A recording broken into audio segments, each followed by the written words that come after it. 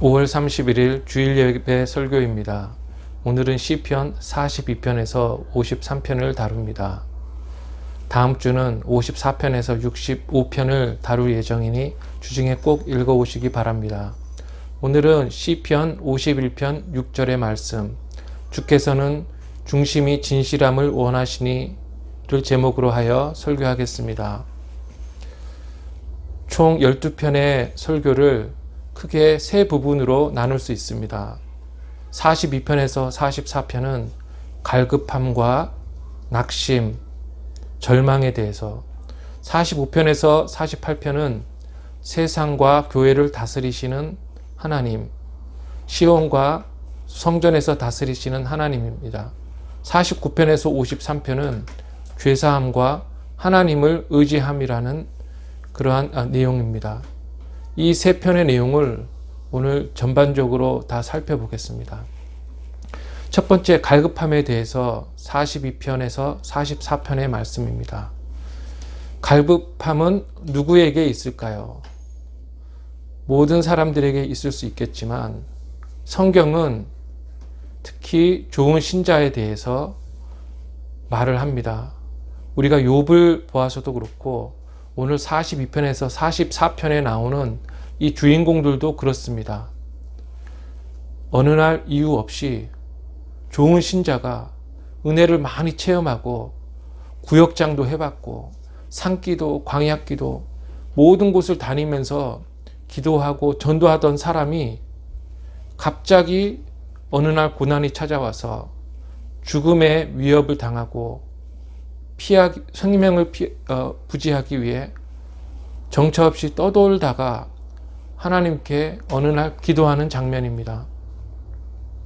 좋은 신자로 신앙생활이 기뻤지만 지금은 몹시 마음이 상해 있습니다. 옛날에는 신자들과 기쁘게 교제했다. 그리고 그들을 인도하는 구역장으로 너무 기뻤다라고 묘사되어 있습니다. 높은 산에서 기도하고 사막에 가서 기도하고 폭포 앞에서 가서 기도하고 낮에도 기도하고 밤에도 찬송하고, 그러한 사람이 어느 날 갑자기 고난이 찾아오는데 비난의 내용은 하나님이 너를 버렸다는 것입니다.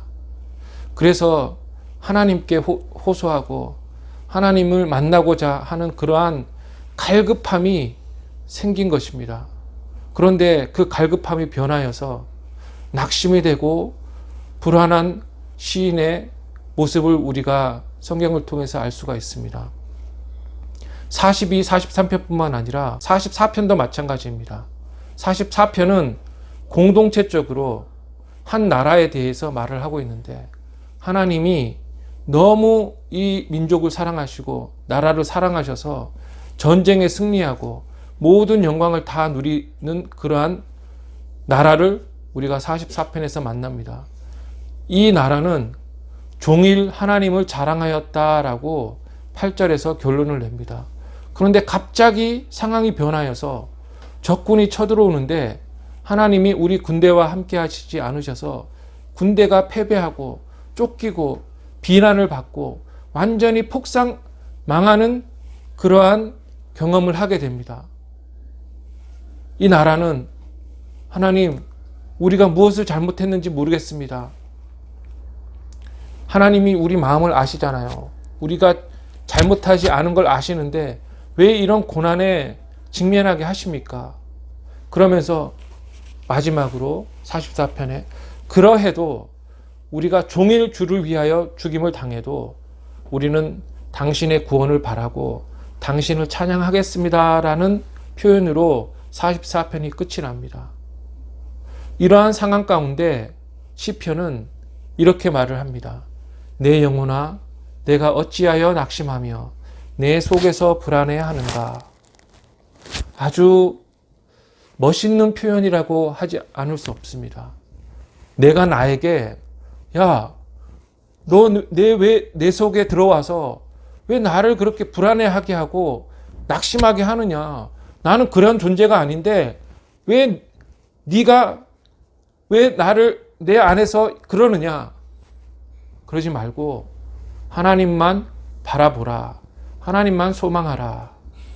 이것이 시편 42편과 43편에 반복되는, 3번 반복되는 후렴입니다. 43편은 거기에 정답이 나와 있습니다. 제가 시편 첫 시간에 말씀드렸듯이 말씀과 시온과 성전은 시편 처음부터 끝까지 계속 나온다고 말씀드렸습니다. 거기에 시편 기자는 이렇게 말을 합니다. 주의 빛과 진리를 비추어 주셔서 거룩한 산으로 가서 성소로 들어가서 제단 앞에 가 있게 해 주십시오라고 기도합니다. 제단이 무엇입니까?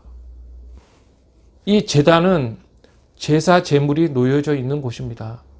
성경의 제사와 일반 세상에서의 제사는 조금 다릅니다. 일반 세상에서의 제사는 예를 들어서 소를 한 마리 잡아서 그걸 태우면 이 날씨의 신이 또는 바다의 신이 좋은 날씨나 좋은 파도를 주셔서 우리가, 그러니까 이 드리는 예물을 당신이 받아서 우리에게 좋은 환경을 조성해 주십시오라는 제사 제물은 뇌물에 해당합니다. 그러나 우리 개신교의 제물은, 구약의 제물은 의미가 약간 다릅니다. 성전 안으로 들어가기 전에 내가 가장 사랑하는 양을 한 마리를 데리고 갑니다. 그리고 하나님을 만나기 위해서는 속죄를 해야 되는데 내가 지은 죄를 이 양이 대신 전가받아서 이 양이 죽음으로 내 죄가 사해진다는 이 대속교리를 의미하고 있는 것입니다. 그러니까 제단에 가면 이 흠없는 제물이 나의 죄 때문에 죽어 있는 것을 발견하게 됩니다. 이것이 의미하는 바는 내 대신 이 양이 저주를 받는다. 저주를 받아 죽고 대신 나는 산다는 이러한 신앙의 고백이 들어있는 것입니다.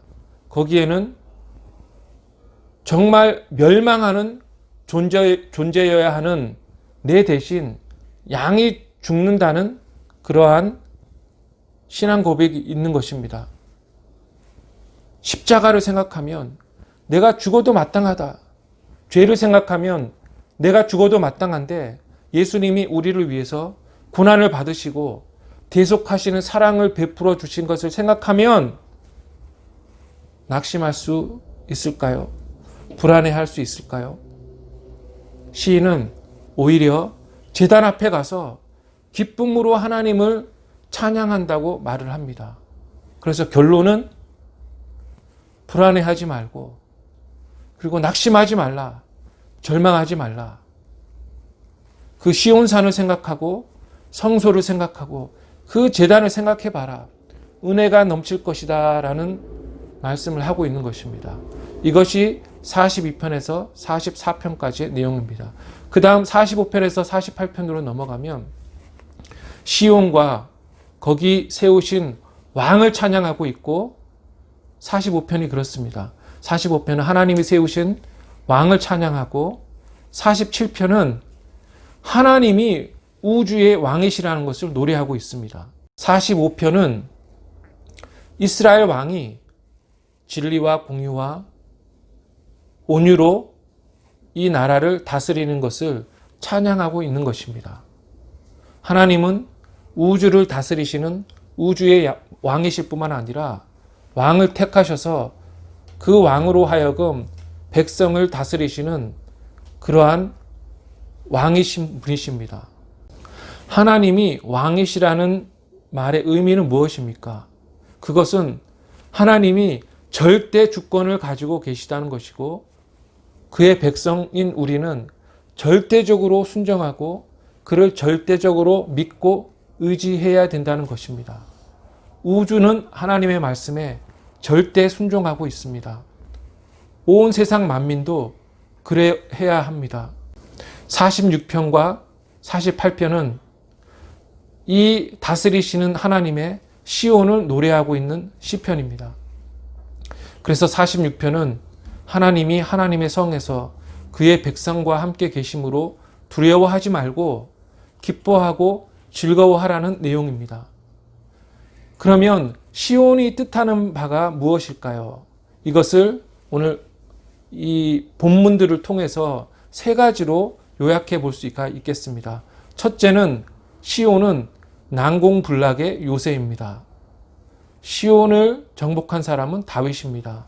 사무엘하 5장을 보면 거기에 다윗이 왕이 된 후에 이제 저 시온산을 정복해야겠다. 그 시온산에는 여부수족이 사는데 그 시온산을 치러 가는 장면이 나오는데 여부수족이 이렇게 조롱하듯이 니네가 우리를 정복을 하려고 한다고 하면서 조소를 하는 장면이 나옵니다. 그들은 절름발이가 이 성을 지켜도 니네를 이길 수 있다라고 자신만만해 합니다. 그런데 그 다음 절은 다윗이 산성을 빼앗았다라고 말씀합니다. 이 요새는 하나님으로 묘사됩니다. 하나님은 자기를 48장 3절에서 요새로 자기를 알리십니다. 이 말은 하나님을 이길 자가 없고 세상 어느 나라나 어느 권세도 이 시온산을 무찌를 수 없다라는 것을 말씀하고 있는 것입니다.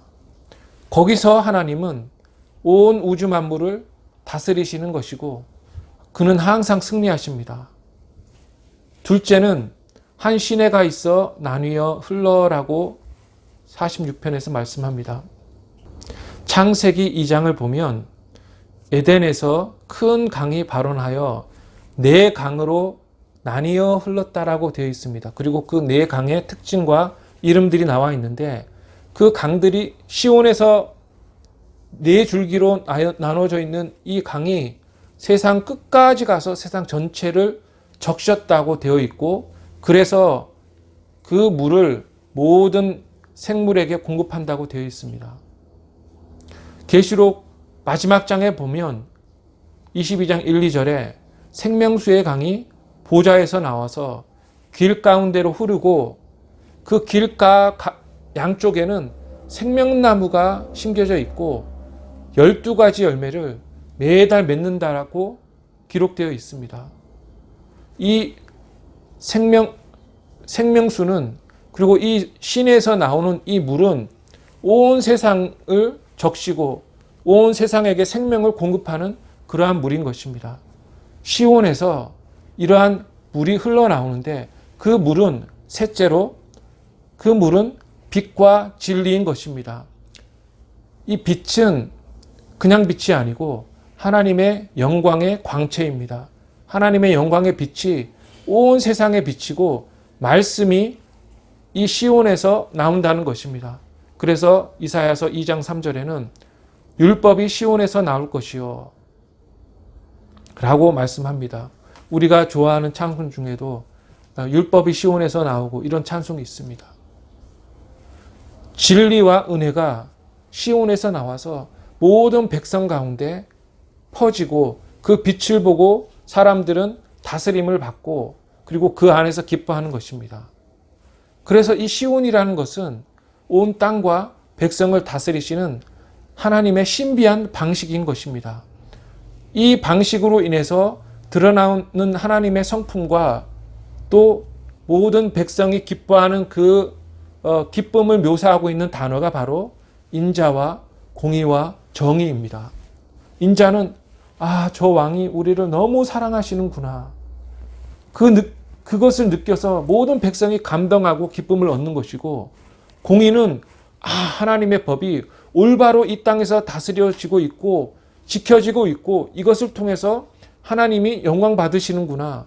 정의는 모든 사람이 불평함이 없도록 모든 것을 공급받고 또 너무 많이 가지지도 않고 또 어떤 사람이 부족하여서 고통을 받지 않고 있는 그 풍성하게 채워진 모든 백성이 그 채워진 상태를 누리는 것을 말을 합니다.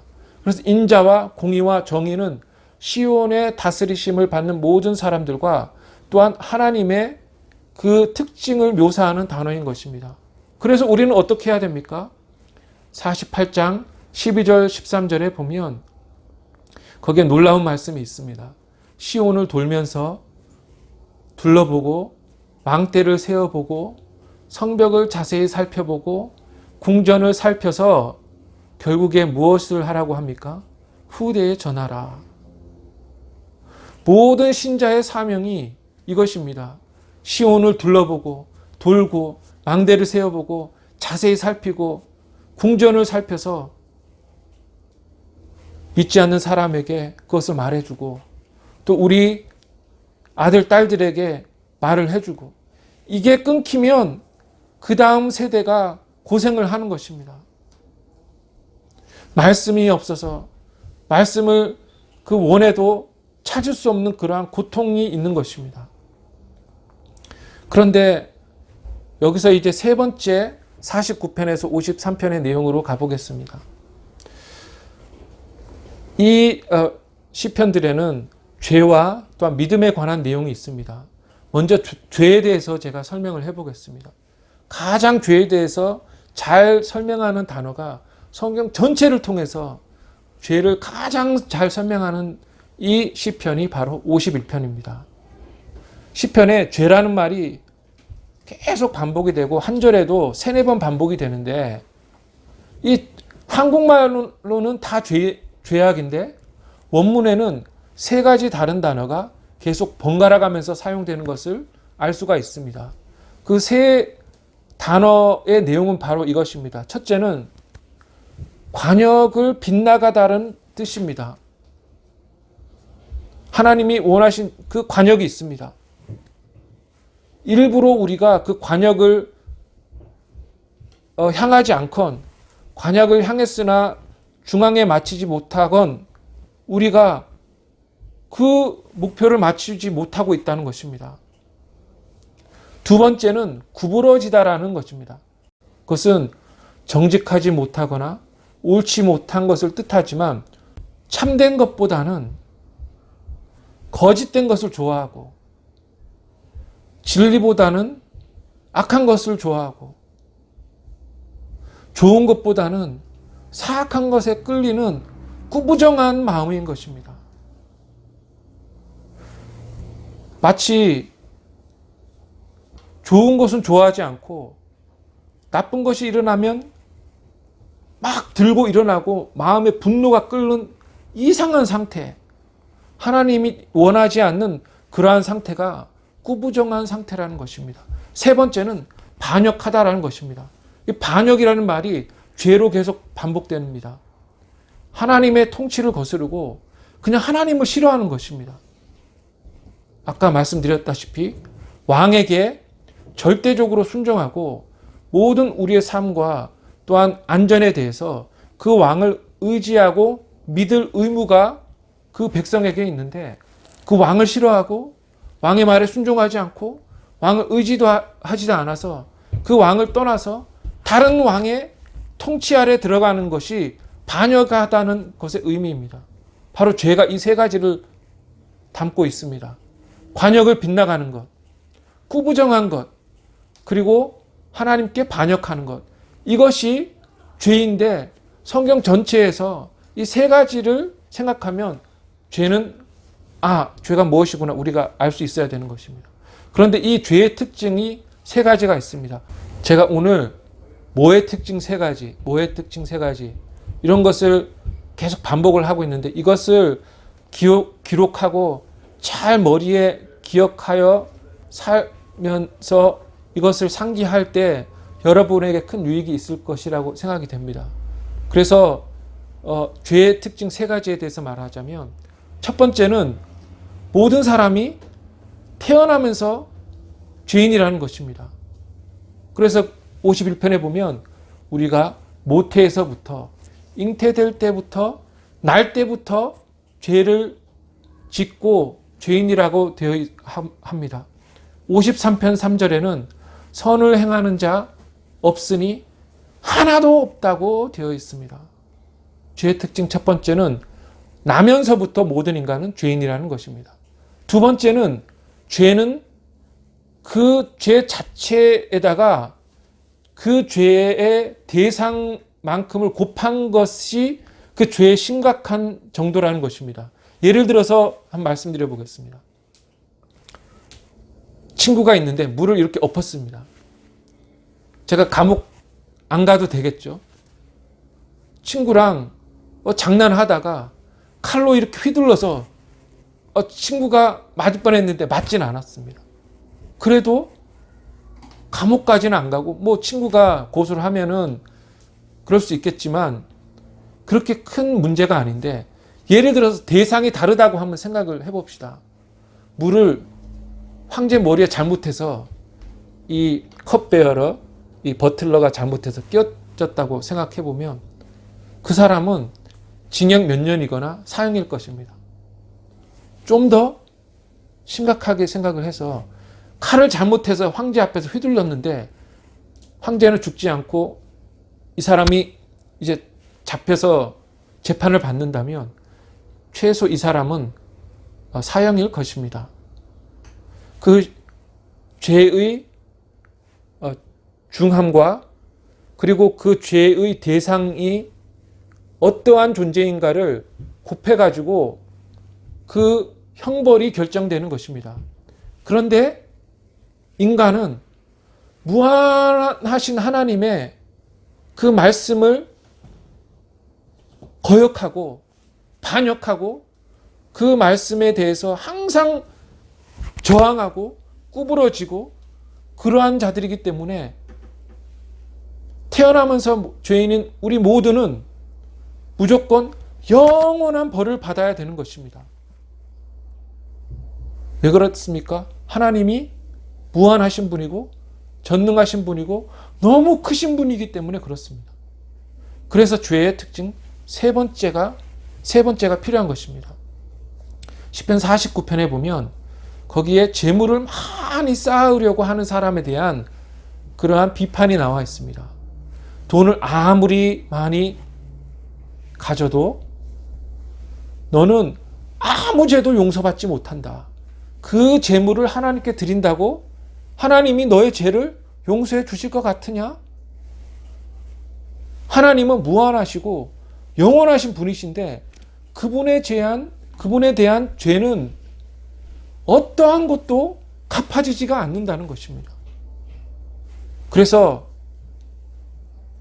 하나님만 용서하실 수가 있고 또 그 하나님이 너무 크신 분이기 때문에 우리가 용서받지 못하는데, 그래서 우리가 필요한 것이 용서를 구하는 것이고 제사라는 것입니다. 구약의 제사의식이라는 것입니다. 그래서 우리는 또 구약의 제사의식이 무엇인지를 신자는 똑바로 정확하게 알아야 되는 것입니다. 구약의 제사의식이 요구하는 바는 두 가지씩이 있습니다. 두 가지가 있는데 첫 번째는 내적 상태가 올바라야 된다는 것이고 두 번째는 외적 행위가 있어야 된다는 것입니다. 그래서 첫 번째 내적 상태는 세 가지가 있는데 첫 번째는 진실입니다. 그래서 오늘 제가 제목으로 말씀드린 51편 6절에는 주께서는 중심이 진실함을 원하시오니, 근데 여기서 진실함은 성경에서 여러 가지 단어로 표현되는 단어입니다. 진리로든지 신실이라든지 진실이라든지 참됨이라든지 이 네 가지로 번역되는 이 단어인데 영어 성경이 더 잘 번역한 것 같습니다. 영어 성경은 truth라고 진리로 다 표현을 합니다. 하나님이 우리에게 죄사함을 위해서 가장 먼저 있어야 되는 그것은 무엇이냐? 우리 안에 진리가 있어야 됩니다. 이것이 말씀하는 바는 우리가 하나님께 나아올 때 하나님이 누구이시고 우리가 어떠한 죄인인지 그리고 우리의 죄가 무엇인지를 모르는 상태에서 하나님께 하나님 내가 뭘 잘못했는지 모르겠지만 뭐 화나신다. 그래도 나 용서해 주세요. 그럴 수 없다는 것입니다. 하나님이 누구이시고 예수님이 누구이시고 나는 어떤 사람이고 내가 어떤 잘못을 했고 관역이 어떻게 빗나갔고 내가 어떻게 꿀보정한 상태에서 내 마음이 왜곡되고 뒤틀려진 상태에서 살고 또 내가 어떻게 하나님을 싫어하고 반역하는지를 똑바로 알고 하나님께 나오라는 것이 바로 중심이 진실함을 원하신다는 말씀입니다. 그 첫 번째 내적 상태이고 두 번째 내적 상태는 더 폭넓은 것입니다. 50편 14절에는 감사로 하나님께 제사를 드리라고 되어 있습니다. 감사는 하나님을 인식하는 것이고 하나님을 인정하는 것이고 그의 사역을 인식하고 인정하는 것이고 하나님이 그렇게 다스리시고 또한 우리를 사랑하시는 것에 대해서 감사함으로 찬양하는 것이 바로 감사의 제사를 드린다는 것입니다. 그래서 우리 안에 진리가 있고 또 감사함으로 하나님 앞에 나아가서 세 번째는 무엇이냐? 그래서 마음에 깊은 찢어짐과 통회함과 후회함과 그래서 뉘우침이 있어야 된다는 것입니다. 이 네 단어가 다 다를 수 있는데 제가 각각 다 설명드리지 못하고 아무튼 요점은 깊은 마음에 죄로 인한 슬퍼함이 있어야 된다는 것입니다. 이것이 바로 시편 51편 17절에서 말하는 하나님이 구하시는 제사는 상한 심령이라 통회하는 마음이라라는 그러한 말씀인 것입니다. 하늘 아버지께 대한 범죄를 내가 지옥에서 영원토록 당해야 되는 그러한 불의 고통, 그 형벌을 끔찍히 생각하고 공포스러워하는 것이 바로 이 세 번째 내적 상태인 것입니다. 그래서 우리가 뉘우친 다음에는 두 가지의 외적인 행위가 있어야 됩니다. 첫째는 제사의 제물을 드려야 됩니다. 이 제물이 뜻하는 바는 형편없는 제물이 아니라 내가 가장 귀하게 생각하는 것을 하나님 앞에 내어놓는 행위를 통해서 그 내어놓고 죽임은 그 행위를 통해서 이 잔인한 것을 보면서 내 대신 이 제물이 죽고 내가 산다는 것을 하나님 앞에 고백하는 외적인 행위가 바로 제사의 행위인 것입니다. 지금도 마찬가지입니다. 제사의 외적 행위는 없어졌지만 우리는 예물을 드리며 하나님께 그 예물을 바칠 때 죄를 회개하면서 그리고 감사의 마음으로 또 그리스도를 생각하며 통회하는 마음으로 우리는 제물을 하나님 앞에 드립니다. 아무거나 잡히는 대로 이렇게 하나님 앞에 드리고 내가 오늘 적선했지 이러는 마음으로 드리는 게 제물이 아니라 이 신앙 전체의 고백이 하나님 저를 용서해 주시고 저를 사용해 주시고 이러한 전체의 고백이 이 하나님 앞에 나와서 예배를 드리고 예물을 드리는 행위인 것입니다. 둘째의 외적 행위가 있어야 되는데 그것은 바로 삶의 변화입니다. 그래서 50편 23편은 그의 행위를 옳게 하는 자에게 라고 되어 있습니다. 결국에 마음의 진리가 우리의 인식을 바꾸고 마음을 변화시키고 제사 행위 그리고 예배 행위를 통해서 나의 삶이 바뀌는데 그 삶은 무엇이냐면 우리가 하나님 앞에서 예배하고 예물을 드리는 것뿐만 아니라 우리가 세상에 나가서 살 때 세상 사람들을 대할 때 그 사람을 하나님의 자녀로 생각하고 아까 말씀드린 시온을 돌면서 살펴보고 성벽을 살피고 망대를 살피고 이 궁전을 살피는 그러한 모든 것을 전해주는 것 그것이 행위를 옳게 하는 자라는 말의 의미입니다. 이것이 바로 구약이 말하는 의로운 제사이고 온전한 번제입니다. 그리고 이것이 바로 로마서 12장이 말하는 우리가 마땅히 드려야 될 영적 예배입니다. 로마서 12장에 말하는 것은 결국에 우리의 마음이 변화를 받아서 하나님이 원하시는 것은 우리의 생활이, 우리의 삶이 변하는 것입니다. 우리의 삶이 바로 세상에서 나가서 사는 하나님의 자녀로서 살아서 자녀로서의 빛을 발하고 또 그리스도의 향기를 드러내는 이것이 바로 의로운 제사이고 온전한 번제이고 합당한 영적 예배인 것입니다. 그런데 제가 설명하지 않은 한 가지가 있습니다. 그것은 이 죄사함이라는 이 단어가 사유함이라는 이 단어와 동일하다는 것인데, 우리가 사유하다 이런 말을 자주 안 쓰지만 사유함이라는 말은 성경에 여러 번 나오는 단어이기 때문에 우리가 써도 되는 단어입니다. 사유함을 받은 자는 담대하게 하나님께 나아갑니다. 사유함을 받지 못하는 자는 마치 출애굽기에서 시온산 앞에서 하나님 앞에 나아가지 못해서 그게 하나님 앞에 나아가는 것이 두려워서 대신 모세의 등을 떠밀어서 모세만 보낸 그 백성과 같은 것입니다. 하나님 앞에 나아가면 내 죄 때문에 죽을 것 같은 두려움이 모든 인간에게 있는 것입니다.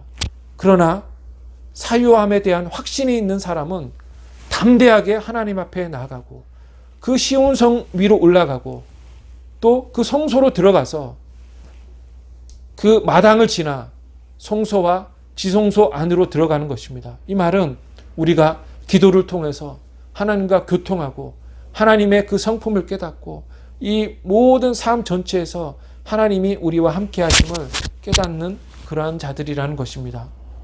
그런데 이런 경험이 없는 자들은, 이 말씀을 모르는 자들은 의도적으로 말씀을 모르기를 원하는 것입니다.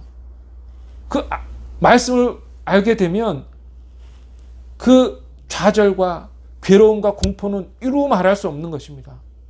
지옥에 대해서 알고 있는데 지옥에 대해서 공포스러워하지 않을 사람이 있습니까?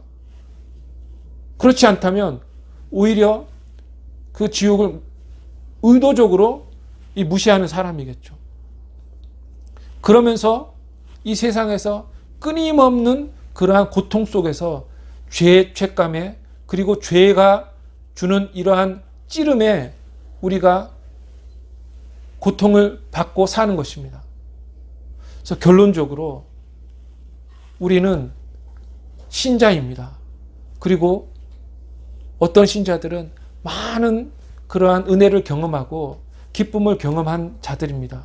그런데 그 이후에야, 은혜를 경험한 이후에, 진리를 경험한 이후에는 하나님이 저 광야로, 저 험한 산으로 빈들로 하나님이 보내시는데, 그때 하나님이 제단을 바라는, 그리고 하나님을 바라는, 하나님을 소망하는 그 하나님을 사모하는 자들에게 임마누엘의 하나님으로 함께 하시는 것입니다. 그래서 우리는 낙심할 필요가 없고 불안해할 필요가 없는 자들입니다. 우리는 성전을 사모하는 자들이고 제단을 사모하는 자들입니다. 제단을 사모하는 자들이라는 말은 그 제사 제물, 내 대신 죽은 그 제사 제물에 대한 그러한 뼈아픈 기억을 가지고 죄를 슬퍼하고 또 내 죄를 용서해 주신 하나님 앞에 사유함의 확신을 가지고 하나님 앞에 가는 자들이라는 것입니다. 참된 회개의 삶을 사는 사람들은 52편의 말씀처럼 하나님의 집에 있는 푸른 감람나무 같은 사람입니다. 우리는 어떠한 상황에도 불구하고 잎이 풍성한 생명력을 가지는 사람들이라는 것입니다. 그래서 그러한 사람들은 세상 어디를 가나 낙심하지 않고 꿋꿋이 하나님의 자녀로서 엄청난 생명력을 가지고 그러한 고난을 이기고, 그리고 비바람과 그리고 그 폭풍을 헤치고 지나가는 것입니다. 그러한 사람들이 하나님을 바라고 하나님을 의지하고 하나님을 사랑하는 사람들의 삶인 것입니다. 오는 한 주간도 말씀과 시온성과 성전 제단을 기억하면서 하나님과 동행하는 한 주가 되기를 주님의 이름으로 축원합니다.